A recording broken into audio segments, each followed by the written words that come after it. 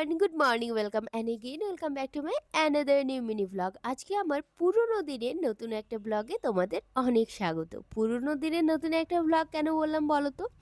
রোজ রোজ এই তোমাদের এখন আর শরীর খারাপ ওষুধ দেখাতে আমারও ভালো লাগে না, আর তোমাদেরও ভালো লাগছে না আমি জানি।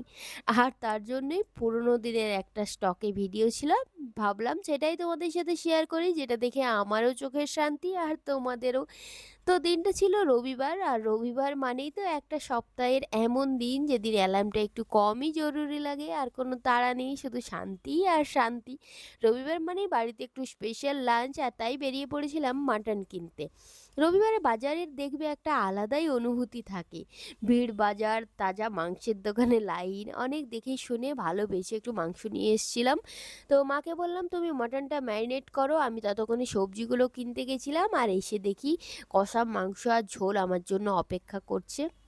তো সেটা খেয়ে স্নান টান করে যেই এসেছি, মা লাঞ্চও দিয়ে দিল। লাঞ্চে ছিল মাংস, তার সাথে আলু ঝোল একটা, আর ছিল উচ্ছে সেদ্ধ, যে উচ্ছে সেদ্ধটাকে আমরা সাইড করে মাংসের উপর ফোকাস করে আজকে রবিবারের লাঞ্চটা করব।